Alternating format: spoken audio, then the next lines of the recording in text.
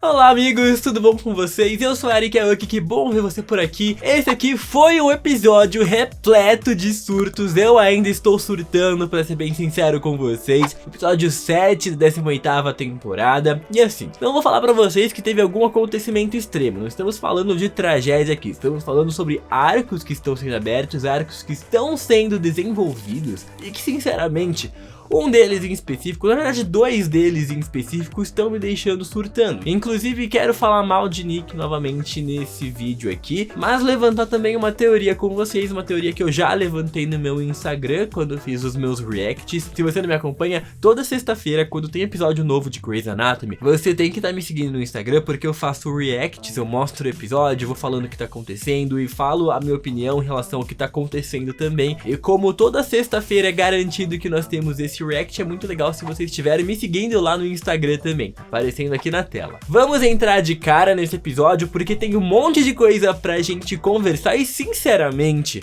eu acho que Grey's tá começando a entrar nos eixos e a partir do próximo episódio, que vai ser o episódio 8, vai ser o último desse ano, já deu pra sentir que as coisas vão pegar fogo, vão engatar do jeito que a gente precisa que essa temporada engate.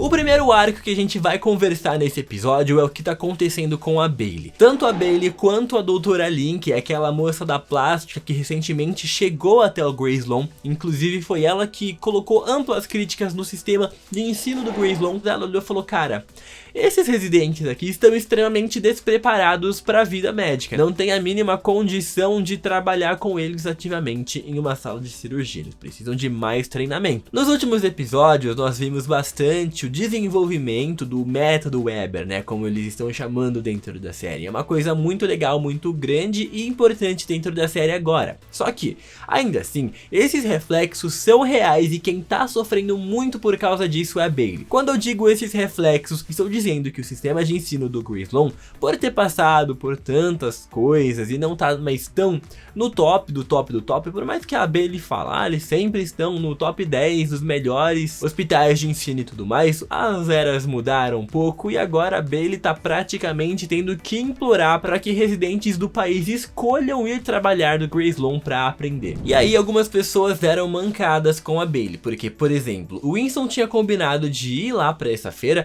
e aí a Bailey queria usar qual técnica maravilhosa para atrair residentes, utilizar o grande nome de grandes cirurgiões como o Winston e a Meredith. Basicamente a Meredith era a peça principal de todo esse sistema da Bailey. A Bailey ia falar, olha gente, aqui está Meredith Grey, uma das maiores cirurgiãs do país, e aí se vocês vierem trabalhar aqui no Grey's Lawn, vocês vão ter a chance de aprender com a Meredith Grey. Quem é que não quer uma baita de uma oportunidade dessa, não é mesmo? Por causa das pesquisas da Meredith, da Amélia e também do Hamilton, né? Esse Hamilton é um cara meio chato, mas a gente até entende por que ele é chato. Nesse episódio a Meredith ficou novamente requisitada em Minnesota por causa das pesquisas, eles tinham mais coisas pra desenvolver em relação a tudo isso, e o Hamilton, que é o paciente central, que é quem tá bancando tudo também, ele viu uma certa piora no seu caso de Parkinson, por isso ele começou a botar muita pressão em cima da Meredith para que ela faça a pesquisa se desenvolver logo, para que de algum jeito ele consiga fazer a cirurgia e quem sabe estar curado do Parkinson. Por causa disso a Meredith não foi pro programa de recrutação de novos residentes e acabou deixando a Bailey bastante na mão. My trip got extended another day. No. Yep, I texted you. No, you. Acho que agora a Meg vai voltar a aparecer mais na série e nesse episódio o Winston não foi também lá ajudar a Bailey porque eles ficaram aí de casinha o episódio inteiro. Achei uma mancada, mas tudo bem, fazia bastante tempo que eles não se encontravam. Isso não é uma desculpa, fiquei com bastante dó da Bailey nesse episódio. Esse recrutamento acaba sendo um grande fiasco pra Bailey. É muito frustrante pra ela, eu acho que a Bailey é uma das pessoas que mais se esforça de todas as pessoas na série e foca pra garantir que o Grey's Lawn continue sendo um baita hospital. Eu sinto que várias das pessoas, até mesmo a Meredith, eles têm as suas preocupações, mas eles estão com a mente ali em fazer grandes conquistas, ser um grande médico que vai encontrar a grande cura de alguma coisa, e a Bailey, ela tá focada ali em garantir que o hospital seja muito bom, em garantir que novos grandes cirurgiões saiam dali. Isso acaba refletindo um pouco nesse episódio. Por mais grandiosa que a Bailey seja, ela acaba ficando um pouco atrás dos panos nisso tudo. Falando um pouquinho agora de Meredith e Nick, né? Ai, vocês já devem ter percebido que eu sou um hater desse casal e me comenta aqui se vocês são hater também ou se vocês gostam. Mas olha, eu vou explicar uma coisa bem básica pra vocês e por quê, e pra provar pra vocês de uma vez por todas que não é uma teoria da conspiração que eu tô odiando esse casal. A gente tá no episódio 7 da 18ª temporada de Grey's Anatomy. Até agora, desde que o Nick apareceu, nós não tivemos um arco individual desse personagem demonstrando o que ele faz da vida dele, como é que é o dia a dia dele, algum outro caso mais específico, pra gente conseguir conhecer o personagem. Nós estamos falando da protagonista de Grey's Anatomy, a grande mulher que tá aqui há 18 temporadas, tendo a sua personalidade, as suas dores, os seus relacionamentos, as suas felicidades. A gente sabe o que a Meredith gosta, a gente sabe o que a Meredith não gosta. A empatia que nós temos pela Meredith é uma coisa assim gigantesca, não tem como não. A gente conhece tanto a Meredith que é quase como se ela fosse parte da nossa família. De repente a série joga uma pessoa que a gente não sabe nem o que acontece no dia a dia dele. Pra ser bem sincero, a gente sabe que ele tem um cargo importante dentro do The Clinic, né, que é o hospital em Minnesota que eles estão trabalhando. Mas a gente já tá no episódio 7, a gente não sabe nem o que ele trabalha direito, a gente não sabe como é que é o dia dele, a gente nunca viu ele trabalhando ativamente como médico, a gente não sabe o que tá acontecendo. Agora imagina, um personagem tão vago como esse é simplesmente, ele é perfeitinho.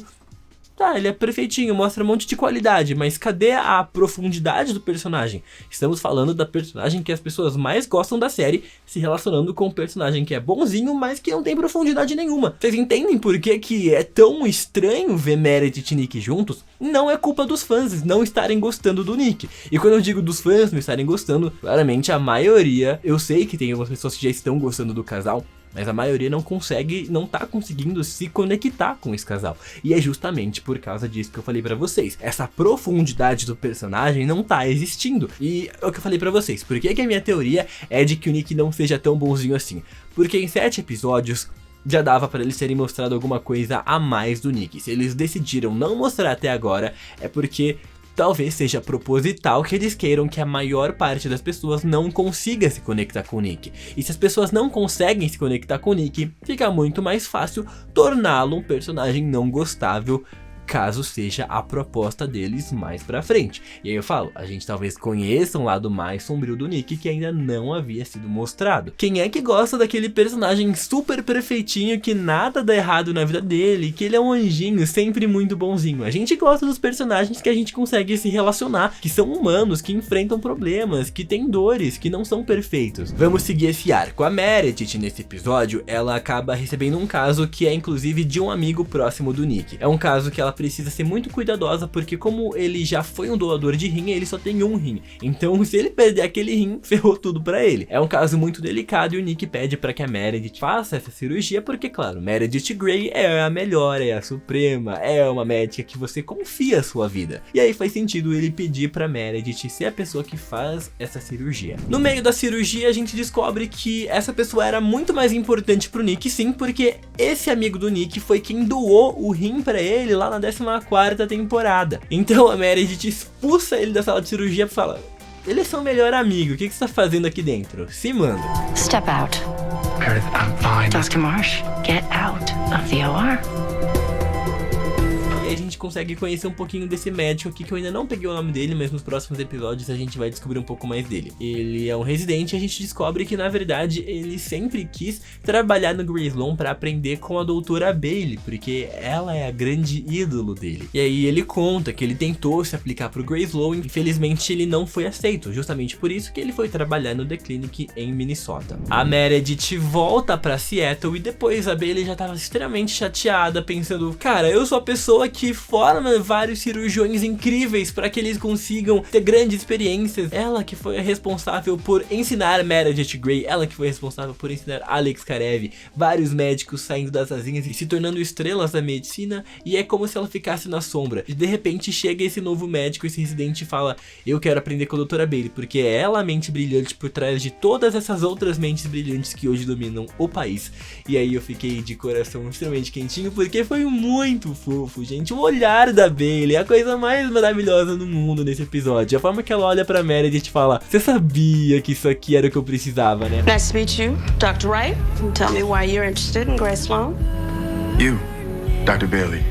I wanna Ainda learn. mais depois de um dia de fiasco em que ela ficou tentando desesperadamente conseguir novos residentes e talentos pro Grey Sloan, de repente chega a Meredith com um presentinho pra ela, ainda mais uma pessoa que admira muito ela. Porque, gente, pelo amor de Deus, Bailey é uma das melhores cirurgiãs desse hospital e eu digo com total propriedade que talvez ela esteja ali no top 3 dos melhores cirurgiões. Ela só não tem um prêmio, um Harper Avery, um Catherine Fox, ela não tem isso, porque o foco dela ali é em tornar o hospital uma coisa muito melhor e muito maior e manter tudo funcionando. Por isso o rosto dela acaba não chegando nas grandes manchetes, mas ela é tão importante quanto, e esse episódio aqui veio pra mostrar isso pra gente. A pesquisa do Parkinson nesse episódio fica mais por conta do Kai e da Amélia mesmo. E aí as duas ficam nesse embate. E como é que a gente faz pra isso? Elas já conseguiram uma coisa bastante avançada, elas têm 79% de chance de dar certo, né, o procedimento que elas criaram e desenvolveram, mas que seja aprovado testes e cirurgias para usar esse método mesmo, elas precisavam de pelo menos 90% de taxa de acerto, né, taxa de exatidão. Elas ficaram presas no 79% quase que o episódio inteiro, até que as duas trabalhando juntas bolaram uma solução com a agulha. Elas tinham que resfriar a agulha e tudo mais, e aí elas conseguem 92,1%. Dessa forma, provando que o que elas estão fazendo talvez funcione mesmo e consigam a aprovação de fazer essa cirurgia no Hamilton, que é o paciente número 1, digamos. No fim desse episódio, o clima dessas duas tá pegando, gente. Tá pegando, é inegável. Eu ainda tenho um pouquinho de tristeza por Amelin, que eu não consigo nem imaginar o que eles querem fazer com esse casal, mas assim, nesse episódio eu acho que Amelin vai ter um fim.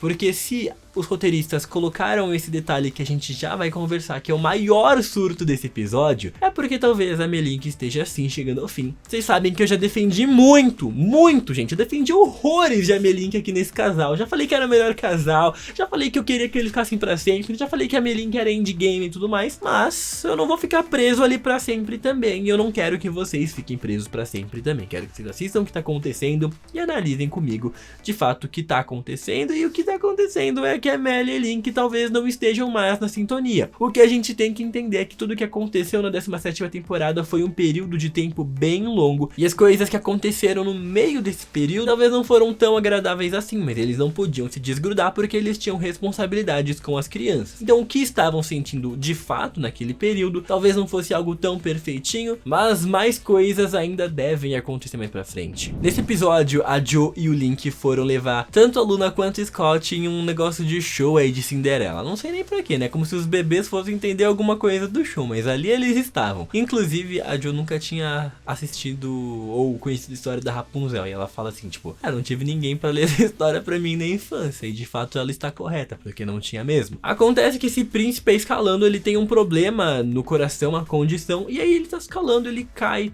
e tem uma fratura aberta, exposta ali, horrível, mas por sorte dele, tinha um deus da Orto ali assistindo, então com ele ficou tudo bem. A gente tem que discutir mesmo aqui desse arco.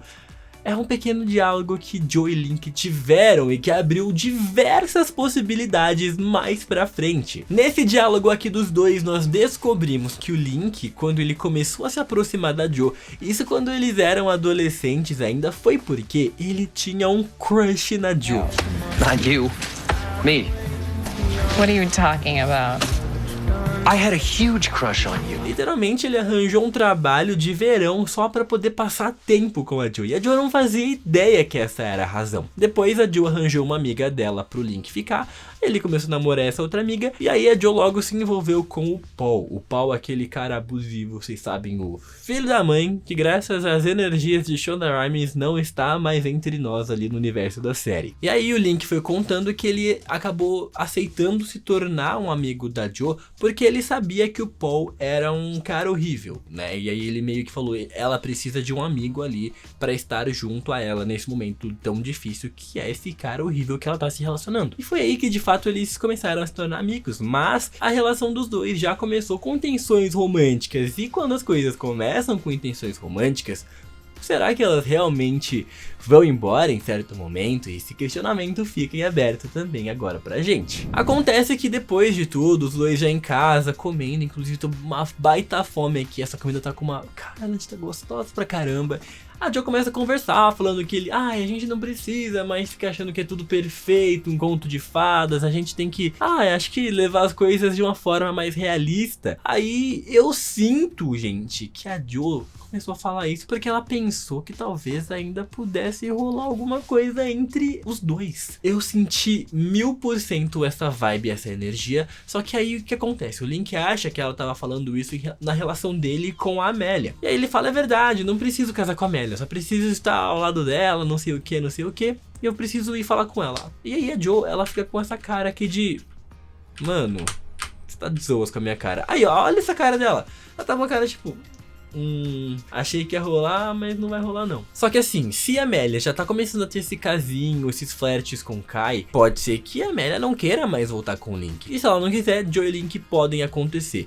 Gente, não venham comparar comigo George e Izzy nesse caso aqui, porque diferente de George e Izzy, foi mostrado pra gente que a intenção inicial que eles se conheceram, se aproximaram, não foi amizade, eles não começaram amigos. O Link começou a sair com a Jo porque ele tinha interesse nela. Ele se tornou amigo da Jo porque ele percebeu que ela precisava de ajuda com o Paul. George e Izzy começaram 100% como amigos e do nada foi um surto que eles acharam que eles se gostavam. Mas o caso deles é muito diferente. Eu consigo visualizar esses dois como um casal sim, eu acho que...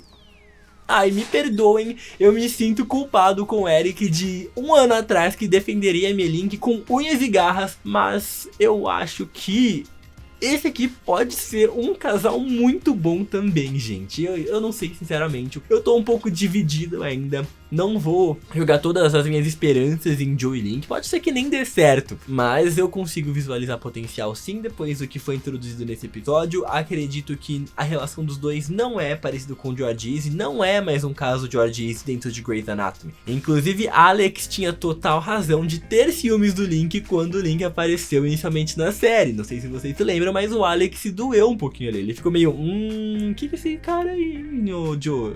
Que intimidade toda essa aí. E bom, amigos, esse aqui foi o episódio 7 da 18ª temporada. Fiquem ligados no vídeo que vai sair amanhã, porque eu vou falar sobre o teaser. É raro eu falar sobre um teaser de episódio, mas o teaser desse episódio da semana que vem foi tão surreal e chocante que eu acho que vale a pena sim eu fazer um vídeo. Inclusive eu acho que talvez esse vídeo tenha chance de sair antes de segunda-feira, porque eu estou gravando ele um pouco antes do normal. Mas, né, na vida das dúvidas eu não posso garantir nada, vocês vão saber aí o dia que sair. Eu só vou saber depois, porque eu que vou postar. Não esquece de me seguir lá no Instagram, porque toda sexta-feira tem o react dos episódios. A gente tá sempre conversando mais e tem posts de Grey's Anatomy todos os dias em que a gente desvenda fatos e mistérios e curiosidades sobre Grey's Anatomy por lá. Se você quer saber onde assistir episódios novos de Grey's Anatomy, dá uma olhada no link aqui da minha descrição, porque eu te explico tudo, onde é que os episódios chegam com dublagem primeiro no Brasil. É muito legal, essa dica é de ouro, não percam. Muito obrigado por você ter assistido esse vídeo até aqui, amigos, um grande abraço e até nosso próximo vídeo. Até lá, tchau, tchau.